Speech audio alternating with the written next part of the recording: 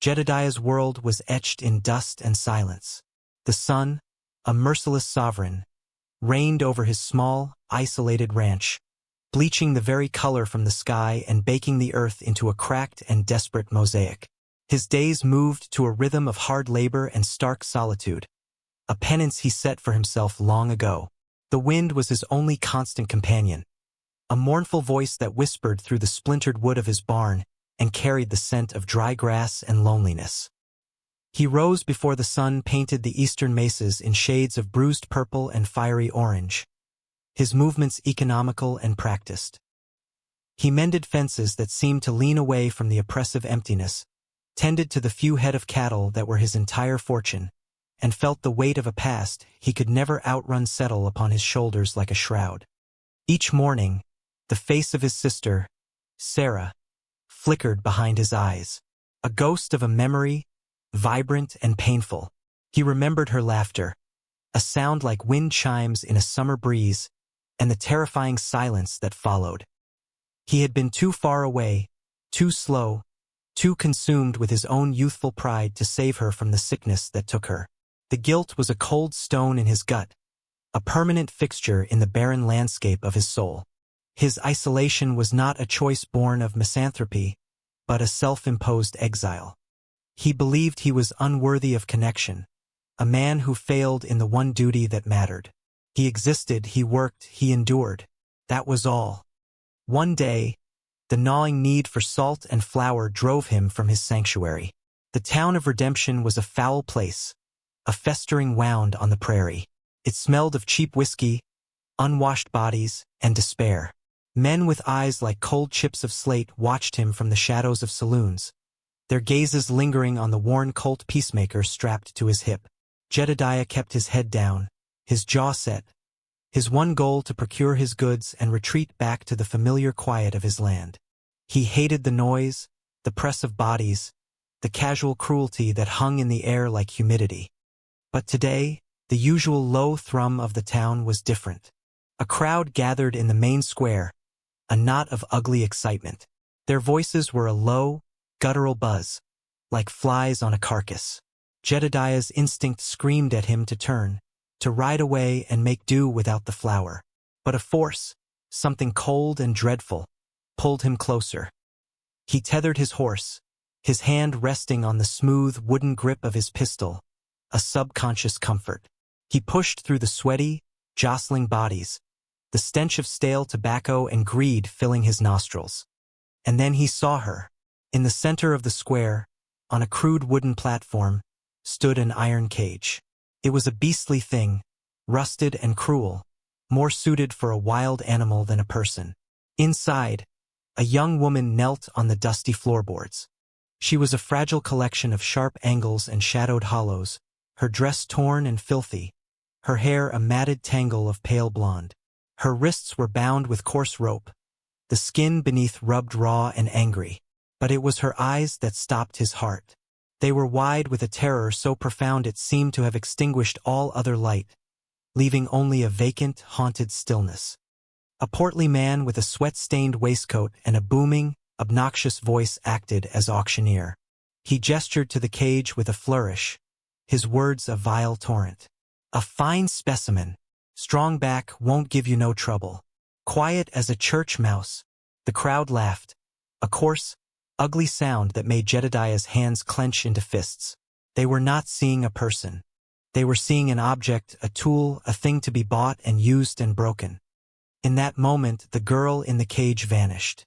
In her place, Jedediah saw Sarah. He saw his sister in the final, wasting days of her fever, her eyes wide with a different kind of fear, a plea he had been powerless to answer. The same helplessness, the same fragile humanity trapped by forces beyond its control. The cold stone in his gut ignited, becoming a white-hot furnace of rage and regret. He had failed Sarah. He had run from that failure, burying himself in this desolate land. But the past had found him wearing a different face. He would not fail again. He would not turn away. The world could go on being cruel, but his small corner of it would not today.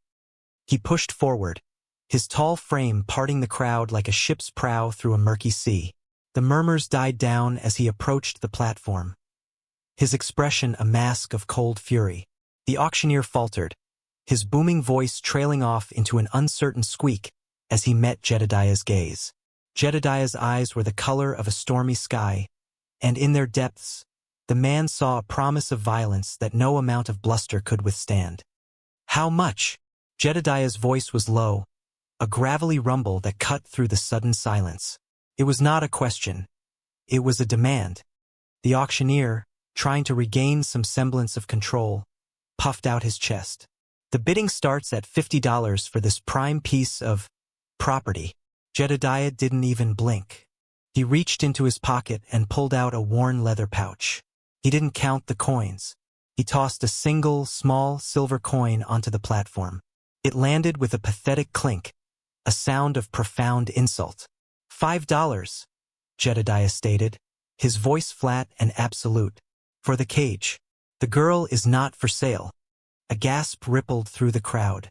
The auctioneer's face turned a mottled shade of red and purple. $5? That's an outrage. She's worth 100 times that. Jedediah took a slow step forward, his hand drifting down to rest naturally near the handle of his Colt. He did not draw it. He did not need to. The threat was in his posture, in the unyielding set of his shoulders, in the chilling emptiness of his stare. "My offer is for the cage," he repeated, his voice dropping even lower, becoming a lethal whisper. "Or I can take it for free. Your choice." The man swallowed hard, his bravado deflating like a punctured lung. He looked from Jedediah's face to the faces in the crowd, seeking support. He found none. He saw only fear and a grudging respect for the dangerous man who had just hijacked his sale. With a trembling hand, he pocketed the single coin. Jedediah stepped onto the platform, ignoring the man completely. He found the simple latch on the cage door and pulled it open. The hinges shrieked in protest. He knelt before the opening, careful to make no sudden moves. The girl flinched away, pressing herself against the far bars of the cage, her eyes like those of a cornered animal. She was a bird with a broken wing, ready to fight a futile battle against a hawk. He saw the raw, bleeding sores on her wrists where the ropes had chafed her skin. Jedediah spoke, his voice stripped of its earlier menace, softened to a near murmur. "I'm not going to hurt you." He unhooked the dusty canteen from his belt and held it out, uncapped. The water sloshed gently inside, a sound of life in the dead, hot air. She stared at it, her gaze flickering from the canteen to his face, a battle of terror and desperate thirst waging within her. Slowly, hesitantly, she crawled forward. Her hands, still bound, trembled as she reached for the canteen. He held it steady for her, tilting it so she could drink. She drank with a desperate, frantic thirst, water spilling down her chin and onto the filthy bodice of her dress. When she was finished, she slumped back, her breathing ragged. He said nothing more. He simply shrugged off his heavy canvas coat, the one that smelled of dust and horse and the faint, clean scent of pine soap. He draped it carefully over her shoulders. It was far too big, swallowing her small frame, but it was a shield. It was warmth. It was the first act of human kindness she had known in a time she could no longer measure. Without another word, he gently took her arm and helped her to her feet. Her legs were unsteady, weak from disuse. He supported her as they stepped down from the platform, the crowd parting before them in a wave of silent awe and fear. He led her to his horse, lifted her easily, and set her sideways in the saddle before swinging up behind her. She was light as a fistful of dried leaves. She stiffened as his arm came around her to take the reins, a tremor of fear running through her. He kept his touch impersonal, a steadying presence, nothing more. As they rode out of Redemption, leaving the gaping crowds and the empty cage behind, a tiny, almost inaudible sound reached him over the clop of the horse's hooves. "Alara," she whispered to the wind. It was the first word she had spoken. It was her name. The journey back to his ranch was a long, silent pilgrimage. The sun beat down upon them, but the heavy coat protected Alara from its worst rays. Jedediah could feel the tension in her small body, the way she held herself perfectly still, as if expecting a blow at any moment. He rode steadily, his focus on the familiar landmarks of his desolate home. The landscape, which often felt like a reflection of his own inner emptiness, now seemed different. It felt like a sanctuary, a place of refuge he was bringing her to. The stark, rugged beauty of the mesas and the vast, empty sky no longer felt like a prison, but a promise of peace. They did not take the main trail. He guided his horse through winding, hidden arroyos and across sun-scorched flats, a path known only to him. He wanted to avoid any chance encounters, any prying eyes. They were two outcasts now, bound by a strange transaction in a hateful town. The world had cast them out, and in that shared exile, a fragile, unspoken bond began to form. He was acutely aware of her presence, of the slight weight of her against him, of the soft, ragged sound of her breathing. It was the first time in years another human being had been this close, had depended on him in such a raw and absolute way. As they passed through a narrow canyon, they detoured slightly toward a small, hidden spring. A cluster of cottonwoods grew there, their leaves a startling, vibrant green against the red rock. It was an oasis of life. He dismounted and helped her down, his hands gentle on her waist.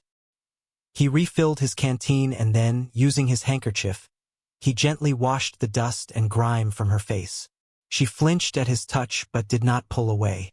Her eyes, the color of a faded summer sky, watched his every move, searching for any sign of a threat. He worked with a slow, deliberate tenderness, his rough, calloused fingers surprisingly deft. For the first time, a flicker of something other than terror crossed her face. It was confusion. This quiet, dangerous man who had bought her cage was now cleaning her face like a child's. When they finally reached the ranch, the sun was beginning to dip below the horizon, painting the clouds in violent streaks of crimson and gold. The simple log cabin and the sturdy barn looked humble and welcoming in the soft light. It was his fortress of solitude, and he was now willingly breaching its walls. He helped her down and led her toward the cabin. Before they entered, he paused. "This is my home," he said, his voice quiet. "You are safe here. No one will harm you." She said nothing, but her gaze swept over the small homestead, the neatly stacked firewood, the clean-swept porch. It was a place of order and care in a world of chaos and neglect. He opened the door and stepped aside, allowing her to enter first. The inside was sparse but immaculate. A simple table with 2 chairs stood in the center. A stone fireplace dominated one wall, and a small, tidy kitchen area occupied another. A single door led to his sleeping quarters. He pointed to a small alcove near the fireplace where a cot was neatly made up with clean blankets. "That is your space," he said. "No one will bother you there." He was careful with his words, careful with his tone. He understood that safety was not just about walls and a roof. It was about boundaries and respect. He was offering her a space that was unequivocally hers, a territory he would not cross. That evening, he prepared a simple meal of stew and fresh bread. He set a bowl before her on the table and sat opposite, eating his own meal in silence. She ate with the same frantic hunger she had shown with the water, but more slowly this time, as if savoring each spoonful. She did not look at him, keeping her eyes fixed on her bowl. The only sounds were the crackle of the fire he had built and the scrape of spoons against earthenware. The silence was different from the one he was used to. It was not empty. It was filled with her presence, with unspoken questions and tentative hopes. Over the next few days, a quiet routine settled over the ranch. Jedediah went about his chores as he always did, but he was constantly aware of her. Alara remained mostly inside the cabin, a silent ghost in his home. She moved with a fearful quietness, as if trying to take up as little space as possible. But slowly, she began to change. She started by tidying the small cabin, her movements hesitant at first, then more confident. She washed their bowls, folded the blankets on her cot with meticulous care, and swept the floor until it was spotless. They were small acts, but they were acts of agency. She was not just a guest. She was starting to make a small part of this sanctuary her own. From the window, she began to watch him. She saw the way he moved, with a quiet competence that spoke of a deep familiarity with his work. She saw him mend a broken harness with patient, skilled hands. She saw him speak softly to his horse, his voice gentle. She saw him stand on the porch at sunset, his silhouette stark against the dying light, a profound loneliness etched in his posture. He never approached her, never demanded anything. He simply left food for her on the table and made sure the water bucket was always full. One afternoon, she saw him working on a broken rocking chair on the porch. One of the rockers had split, and he was carefully carving a new piece of wood to fit, his brow furrowed in concentration. He worked for hours, sanding the wood until it was perfectly smooth, fitting it into place with a craftsman's precision. He was not a destroyer. He was a mender of broken things.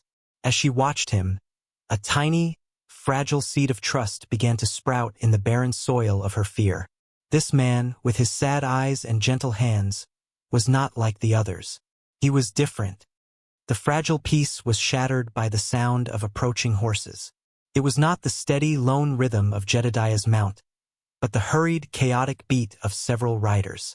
Jedediah, who had been splitting wood near the barn, instantly froze. His head snapped up, his eyes scanning the horizon. He dropped the axe and moved toward the cabin with a fluid, deadly grace. Inside, he ordered Alara, who stood frozen on the porch. Now his voice was low and urgent, the softness gone, replaced by the same cold steel she had heard in town. She scurried inside, her heart pounding against her ribs like a trapped bird. Jedediah grabbed the rifle that rested by the door and stood just inside the frame, watching as 3 riders crested the nearby hill. The man in the lead was stout and prosperous-looking, with a greasy sheen to his face and small, cruel eyes. Alara recognized him instantly. It was Silas Croft, the man who had bought her from her destitute family, the man who had kept her in that cage. The sight of him sent a wave of ice-cold terror through her, so potent it almost buckled her knees. The other 2 men were hired muscle, their faces hard and impassive. Croft reined in his horse a safe distance from the cabin, a sneer twisting his lips. "Jedediah, I know you're in there. I've come for my property." His voice was slick with arrogance and ownership. Jedediah stepped out onto the porch, the rifle held loosely in one hand, its muzzle pointed at the ground. His stance was relaxed, but every line of his body screamed danger. "You're mistaken," Jedediah said, his voice deceptively calm.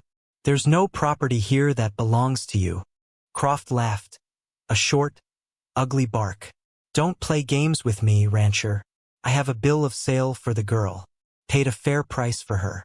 She's mine, and I mean to have her back." He looked past Jedediah, his eyes trying to pierce the shadows of the cabin. "Alara, get out here."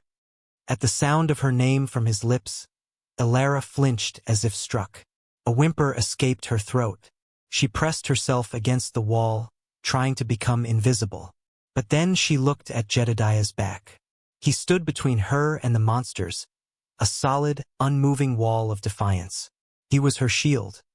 "She's not coming out," Jedediah said, his voice dropping to a low growl. "And her name is not something for you to speak. She's a person, not a horse you can trade. She is under my protection." "Your protection?" Croft scoffed, his face darkening with rage. "You have no right. I'll have the law on you for theft." "You do that," Jedediah replied, a flicker of a cold smile touching his lips. "Go back to Redemption and tell the marshal how you kept a human being in a cage. I'm sure he'll be very interested to hear all about it." Croft's confidence wavered. He knew the cage was a step too far, an act of overt cruelty that even the lawless town might not stomach. He had gambled on the rancher being a simple man, easily intimidated. He had gambled wrong. As the tense silence stretched, something shifted in Alara. The terror was still there, a cold, hard knot in her stomach. But something else was rising alongside it. A spark of defiance, fanned into life by Jedediah's stand. She took a hesitant step forward, moving out of the deep shadows until she was visible in the doorway, standing just behind Jedediah. She did not speak. She did not have to. She simply shook her head once, a small, definite motion. It was a choice, her first true act of defiance against her tormentor. Croft saw the gesture, and his face contorted into a mask of pure malice. He had been denied. He had been defied, not just by this stoic rancher, but by his property. "This isn't over," he snarled, his voice thick with threat. "You've made a powerful enemy today, Jedediah. I'll be back. And when I return, I'll burn this pathetic ranch to the ground and take back what's mine." He yanked on his reins, wheeling his horse around, and galloped away, his 2 hired guns following close behind. They disappeared over the hill, leaving a cloud of dust and a heavy, poisonous silence in their wake. The immediate threat was gone, but the promise of its return hung in the air, heavy and suffocating. The quiet that fell after Croft's departure was heavier and more fraught than any silence before it. The threat was no longer a vague possibility. It had a face and a name. Jedediah stood on the porch for a long time, rifle still in hand, staring at the empty horizon where the riders had vanished. The sun bled out of the sky, leaving behind a bruised twilight. Inside the cabin, Alara trembled. The confrontation had shattered the fragile sense of safety she had begun to build. Croft's face, his voice, his possessive claim over her. It all brought back the terror in a suffocating wave. She sank onto her cot, wrapping her arms around herself, but she could not stop the shaking. The memory of the cage, of the hunger and the fear, was a physical thing, clawing at her from the inside. Jedediah finally came inside, closing the door and sliding the heavy wooden bar into place. He saw her huddled on the cot, a small, shivering bundle of misery. He put the rifle back in its place and moved to the fireplace, adding another log to the embers. The flames leaped up, casting dancing shadows on the walls. He hesitated, his usual stoicism warring with a new, urgent need to offer comfort. He pulled one of the simple wooden chairs close to her cot and sat down, leaving a respectful distance between them. He did not speak for a long time, simply sharing the quiet space with her, his presence a steady anchor in her sea of fear. "He won't get you," Jedediah said at last, his voice a low rumble. "I won't let him." A dry, ragged sob escaped her lips. "You don't know him," she whispered, her voice hoarse. He's a monster." Jedediah looked at his hands, calloused and scarred from years of hard labor. "I've met monsters before," he said, his gaze distant, lost in a painful past. He saw her fear, and it mirrored a memory he could never erase. "My sister," he began, the words tasting like ash in his mouth. Her name was Sarah. She was full of light, laughed all the time he paused, the silence stretching as he wrestled with the ghosts. "She took a fever. I was away working a cattle drive trying to prove I was a man. I thought I had time." His voice grew thick with a guilt that was still raw after all these years. "By the time I got back, it was too late. I wasn't there when she needed me. I stood by her grave and I swore I would never be too late again." He finally looked at her, his eyes dark with a shared sorrow. "When I saw you in that cage, I saw her. I saw what happens when good people do nothing." His confession, so stark and painful, hung in the air between them. It was a piece of his broken soul, offered to her without pretense. It was an explanation for his actions, a key to the locked rooms of his heart. Alara looked at him, truly looked at him, and saw past the stoic protector. She saw the grieving brother, the man haunted by a failure he could not forgive. Her own pain, which had felt so isolating, suddenly felt shared. Tears welled in her eyes, but they were not tears of terror anymore. They were tears of empathy, of a profound and startling connection. Hesitantly, she began to speak, her own story tumbling out in broken whispers. She spoke of her family's poverty, of being sold like livestock. She spoke of Croft's cold, casual cruelty, of the darkness in his eyes, of the days spent in the suffocating confines of the cage, stripped of her name, her dignity, her very humanity. As she spoke, Jedediah listened, his entire being focused on her. He did not interrupt, did not offer empty platitudes. He simply bore witness to her pain, his expression a mixture of grim understanding and simmering rage on her behalf.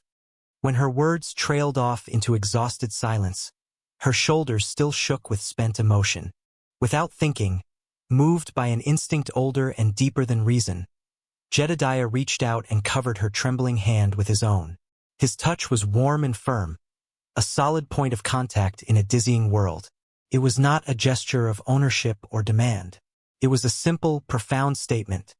You are not alone in this. I am here. She did not pull away. Instead, her fingers curled slightly, a faint, answering pressure against his palm. It was the first consensual, comforting touch she had accepted from anyone. In that simple contact, a new foundation was laid, one of shared trauma and mutual trust. Jedediah rose and went to a small, carved wooden box he kept on the mantelpiece. It was the only object in the cabin that was not purely functional. He opened it and took out a delicate silver locket, tarnished with age, hanging from a thin chain. He brought it back to her. "This was my mother's," he said softly, holding it out. "She gave it to Sarah before she passed. Sarah loved it." He pressed it into her free hand. The metal was cool against her skin. "I want you to have it, to remember that you are not what he says you are. You are someone worth protecting. Someone worth everything."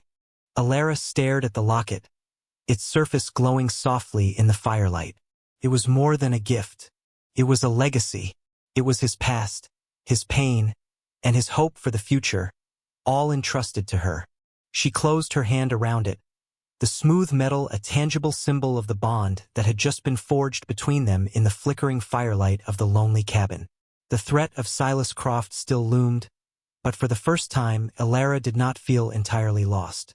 She had an ally, she had a protector, and she had a silver locket, a promise of a new beginning. The next 2 days passed in a state of tense anticipation.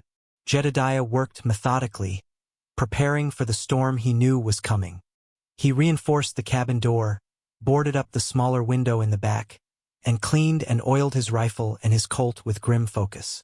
He showed Alara how to load and fire the shotgun he kept in the cabin, his instructions calm and clear. "I don't want you to have to use this," he said, his eyes serious. "But I don't want you to be helpless. Fear is their weapon. This is ours." She listened intently, her hands shaking slightly as she held the heavy weapon, but her gaze was steady.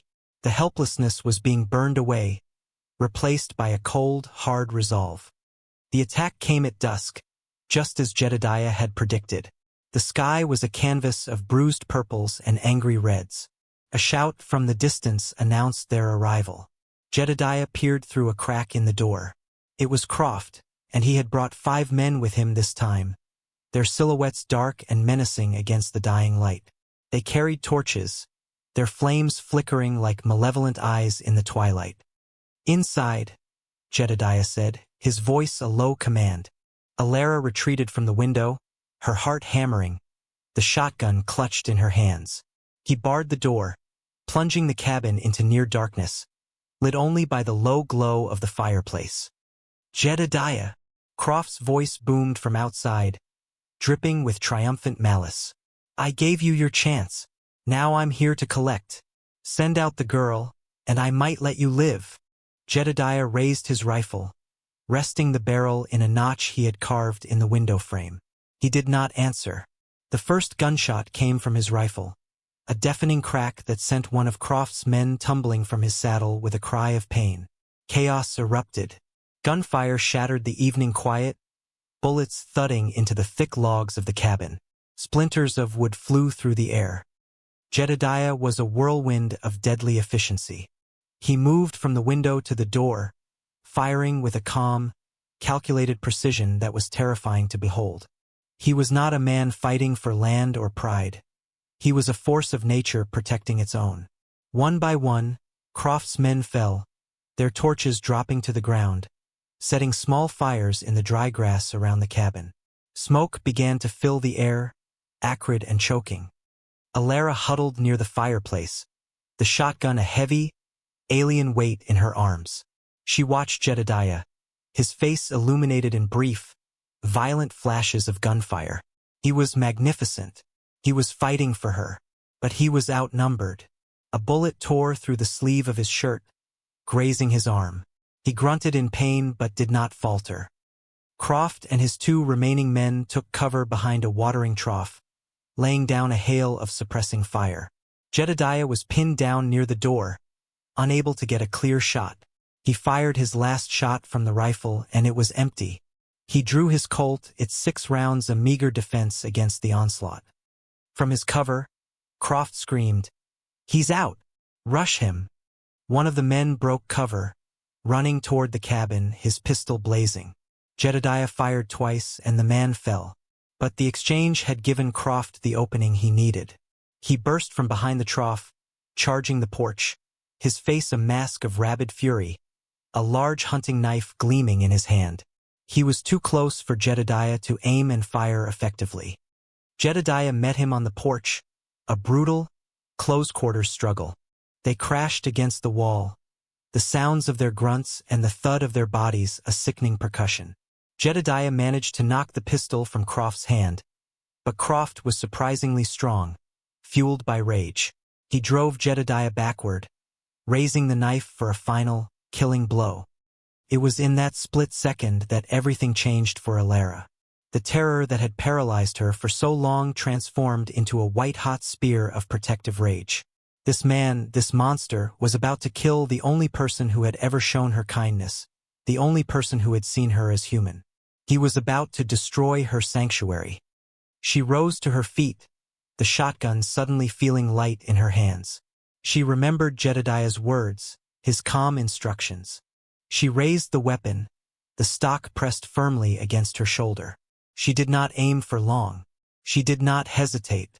She pulled both triggers. The shotgun roared, a deafening explosion that filled the small cabin. The recoil slammed her back against the wall, but she held on. Through the smoke, she saw Silas Croft's eyes go wide with shock. He looked down at his chest, a look of utter disbelief on his face, before collapsing in a heap at Jedediah's feet. The final hired gun, seeing his employer fall, threw down his weapon and fled into the darkness. Silence descended, absolute and profound, broken only by the crackle of the small fires outside and the ragged sound of their breathing. Jedediah stared down at Croft's body, then looked at Alara. She stood in the doorway, smoke coiling from the barrels of the shotgun, her face pale but her eyes blazing with a fierce, newfound strength. She had not been a victim. She had not been a damsel. In the decisive moment, she had been the rescuer. Just as the last echo of the battle faded, the sound of a single, approaching horse reached them. A rider appeared out of the smoky darkness. It was the town marshal from Redemption, a weary-looking man with a large mustache and tired eyes. He took in the scene, the bodies, the smoldering grass, the silent cabin, with a grim expression. Jedediah had sent a boy from a neighboring farm to fetch him that morning, a gamble that had paid off. The marshal dismounted, looked at Croft's body, then at Jedediah. Heard Croft was spouting threats all over town, the marshal said, his voice dry. Looks like he was foolish enough to act on them. He nudged one of the other bodies with his boot. I see a bill of sale in his pocket, and I see a man defending his home. He looked over at Alara, noting the shotgun and the determined set of her jaw. And his family, he sighed. This looks like a clear case of self-defense to me. I'll take the wounded one into custody. The rest, well, the coyotes have to eat too. He was granting them a clean slate, washing the blood from their hands with the indifferent justice of the frontier. The war was over. In the peaceful, clean light of the following morning, the world felt new. The air was crisp and clear, washed clean of the smoke and the smell of gunpowder. The bodies were gone, taken away by the marshal, leaving only the scarred earth as a reminder of the battle. The silence that returned to the ranch was not empty or tense, but calm and full of promise. It was the silence of a new beginning.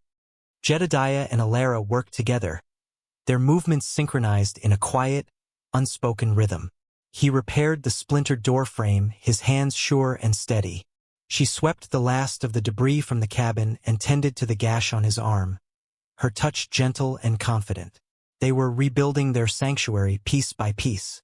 The shared labor was a balm, a way of physically mending the violation of the night before. Later that day, Jedediah found the crumpled, sweat-stained bill of sale that the marshal had left on the porch, the one taken from Croft's body. It was a vile piece of paper, a document that declared a human soul to be nothing more than chattel. He took it into the cabin and held it out to Alara. She looked at it, her expression unreadable, then met his gaze. He walked to the cast-iron stove, opened the small door, and held the paper over the glowing embers. He did not burn it himself. He waited. Alara stepped forward and, with a steady hand, took the paper from him. For a moment, she just held it, this last physical remnant of her bondage. Then, with a final, decisive movement, she dropped it into the stove. They watched together as the flames curled around the edges, turning the hateful words to black ash, until nothing remained but a wisp of smoke rising up the chimney. The past was purged. It was gone. He went back to the porch and picked up the rocking chair he had been mending, the one he had finished just before the attack. He carried it inside and set it near the hearth, its new rocker gleaming smoothly in the light. He had mended something broken and made it whole again, a perfect metaphor for what he hoped to do for them. That evening, they sat on the porch, watching the sky shift from blue to a soft, gentle lavender. The oppressive heat of the day had given way to a cool, refreshing breeze. The world was quiet and at peace. Alara wore the silver locket, its soft gleam a point of light against her simple dress. She had been observing him all day, watching the quiet kindness in his eyes, the gentle way he moved now that the fight was over. The fear was completely gone, replaced by a deep and blossoming affection. She turned to him, a small, tentative smile gracing her lips for the first time. It was a fragile, beautiful thing. "Are you the cowboy who saves lost girls?" she asked, her voice soft and clear, no longer a whisper. Jedediah looked at her, his heart, which he had thought long dead, filled with a warmth that spread through his entire being. He reached out, his rough fingers gently tracing the line of her jaw. A profound and simple truth settled over him, a truth that erased the years of guilt and loneliness. He had not failed. He had been given a second chance. He returned her smile, his own eyes full of a deep, unwavering devotion. "Just one," he said, his voice thick with emotion. "And I found her." He leaned in slowly, giving her every chance to turn away. She did not. She leaned toward him, her eyes fluttering shut. Their first kiss was not a thing of fire and passion, but of quiet reverence. It was as gentle as the evening breeze, a soft, tender meeting that spoke of shared pain, of profound gratitude, and of a love that had bloomed in the harshest, most desolate of places. It was a promise of 1,000 sunrises to come, of a future to be built together on this small, quiet piece of land. They pulled back, resting their foreheads together, two broken souls made whole by each other, their shared future stretching out before them like the vast, beautiful, and peaceful horizon.